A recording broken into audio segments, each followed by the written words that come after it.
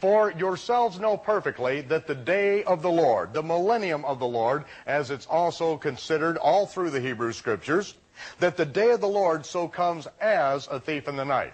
Whenever you have the word as in the English language, in the Bible, used as a conjunction, you have a figure of speech.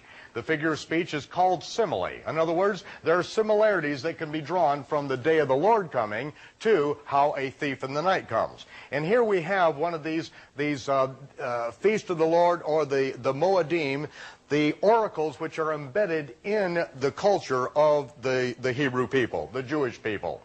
In that each night, up on the Temple Mount, you have a priest, and his job is to make sure that the coals stay lit and the fire stays going underneath the altar all night long, so that in the morning, at the hour of the morning oblation, that the altar is prepared and ready to go for the morning oblation. And if that priest, during the night, crawls over into a corner and falls asleep, the high priest, many times, the Kohen Gadol, would go up onto the high priest, and he would take one of the fire pans over to the altar and scoop up some nice red-hot coals and stoke it up and shake it out and get it nice and hot, and he would go over to where that priest is laying on the ground and then very gently put it on his garments all the way around him. And as that priest then would go even deeper into sleep, because he's nicely being warmed by these coals, then he is abruptly awakened as his clothes burst into flames, and he is immediately exposed in more ways than one in that he was not doing his job. In other words, the high priest came up as a thief in the night, and it was exposed that he was not doing his job as he was left to do it. We also have a picture that the Messiah gave us in that very same picture, because every time the figure of speech is used as the day of the Lord or the Lord coming as a thief in the night, he always comes to slothful, wicked, drunken servants who are not doing what they're told to do. And we don't want to be in that category. We want to be in the category when the high priest comes, is that we are attending to the job he has given us, and then he comes up when we're doing our job and sits down in the warmth of the fire, and we then fellowship together because we're obedient to what he has told us to do. We should never, ever identify with the Lord or the day of the Lord coming as a thief in the night to us.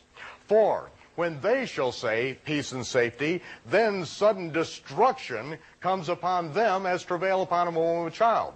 Now, do you want to be in that category of they and them upon whom sudden destruction comes?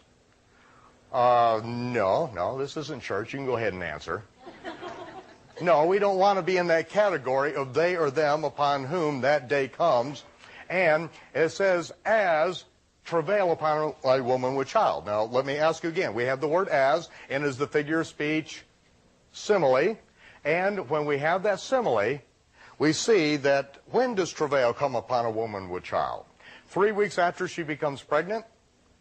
No, when the fullness of time comes, when the labor pains begin, whether she is ready or not makes no difference at all.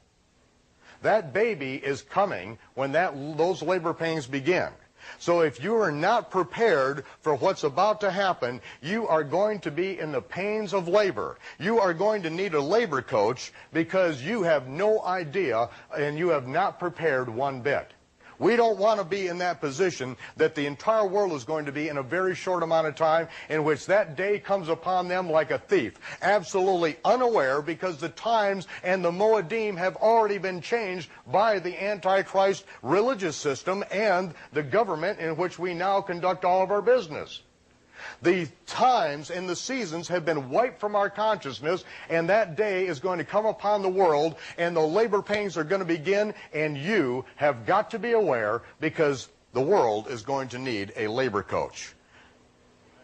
They are going to need to know their Lord, their Messiah, and that's your job. That's why you're being called out in this day and time, because he wants you to know.